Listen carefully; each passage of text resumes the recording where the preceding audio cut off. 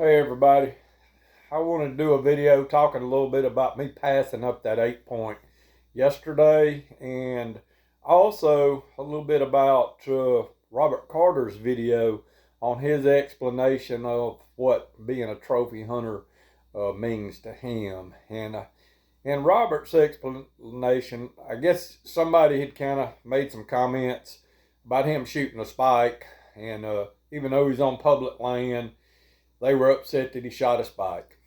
Well, his explanation and what he defines as trophy hunting for himself is really just an explanation of what real hunting is, what I call it. Real hunting is all about the type of hunting that everybody did from probably 30 years ago prior for years. You went out there, you scouted, you looked for certain acorn trees, mass, soft mass, hard mass, like acorns or persimmons for the soft mass.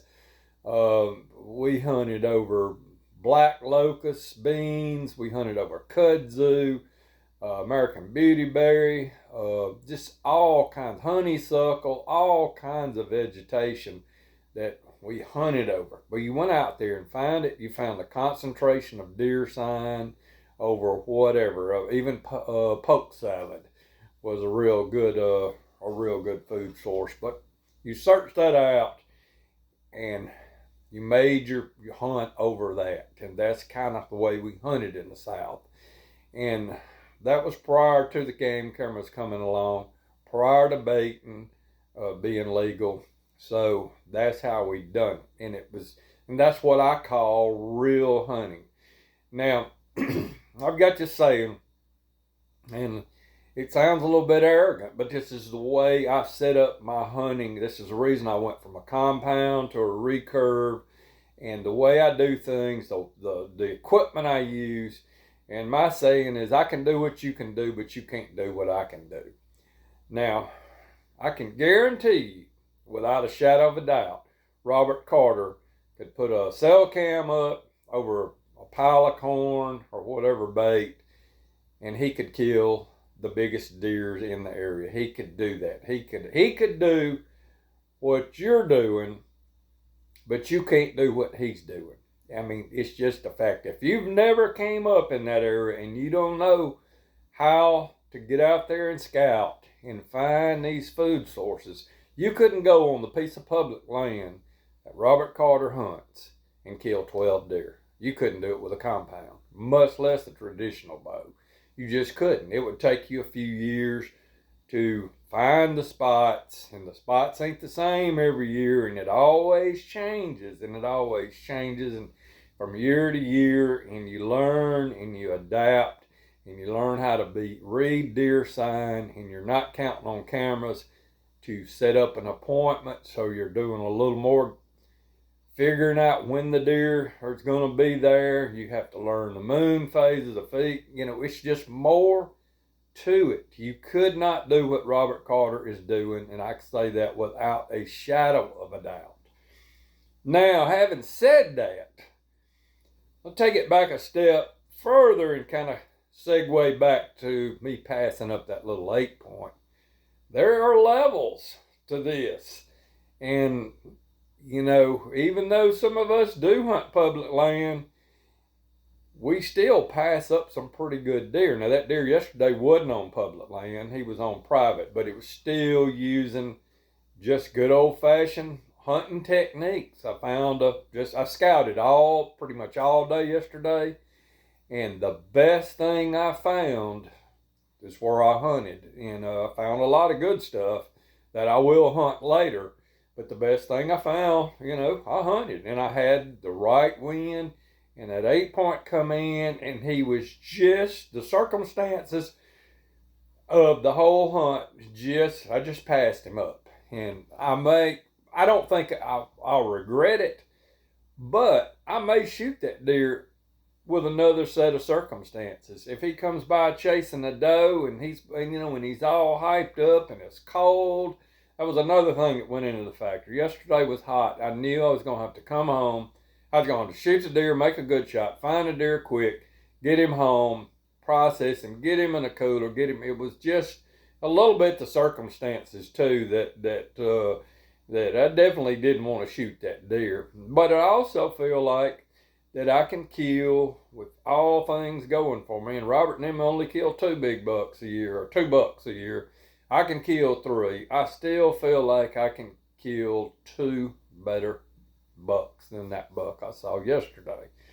So that's kind of what I'm getting at, is just the whole package. There's levels to this. There's people who still hunt public land, but they do pass some pretty good deer, and that's kind of where I feel like I'm at right now. I feel like I can, with the right opportunities, maybe I'll get a shot at 2 that were better than the one I passed yesterday. Maybe even 3. And my goal, to be honest with you, my goal is not to kill 3 every year, but I would like to kill 2. I'd like to go into that last week of season with another tag. That's the reason I do set my standards pretty high, and because I don't want to tag out by Thanksgiving and have 2 more months to hunt does, and have a sure enough 140 class that's just would be extremely rare come by me and I'm already tagged out. So that's my goal, is kind of not to tag out, but to kill 2 of the 3, and then maybe like last year I killed my second one the last day of season. So I was able to hunt all the way to the end of season.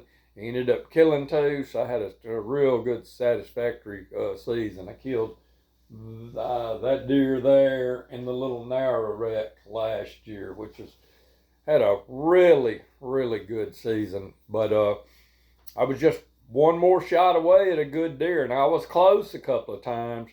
So I feel like I can kill, maybe 3 in this class right here this year, somewhere around it, and even hunting public land, and that's just what I wanted to say. I mean, if you've never hunted that way, don't judge the people who hunt that way, because a lot of times they're not trophy hunters. Their trophy is to kill 8, 10, 12 bucks, deer on public land, which is a whale of an accomplishment. And if you've never tried it, you never got out there on public without cameras, without the bait. You can't bait on public, and you don't know really what you're missing. It's great. It's like Christmas morning, where you wake up and you don't know any of your gifts under a tree, and everything is exciting, and every gift it's just a lot of anticipation.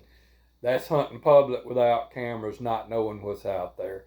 Every deer that walks up there takes on a different form because you've never seen that deer before, and it's a surprise. And that's usually when I make my decision to shoot a deer or not. So when he first walks up there, that's the first time I'm seeing. I don't have a target buck on camera that I'm waiting for. I'm having to judge the situation as they come. I may pass a deer this wide and shoot a deer this wide. It's just all about the situation. Well, that's kind of where I'm at, and hopefully I didn't say anything out of line about Mr. Robert, his video. I love his videos. I love him. Love Chris Spikes. If you've never watched any of their stuff, if you watched my stuff, you probably watched theirs. You need to watch it. They're good guys. And Chris he's an outstanding shot. And Mr. Robert, he's done like me. He's fought back from target panic, and he's feeling good about it, and I'm feeling good about it too. It's my first year I've really felt good about my shooting in probably 8 years. But anyway, hopefully I didn't drag this on too long. Thanks for watching, and we'll see if that passing up that 8 point ends up being a bad deal or not.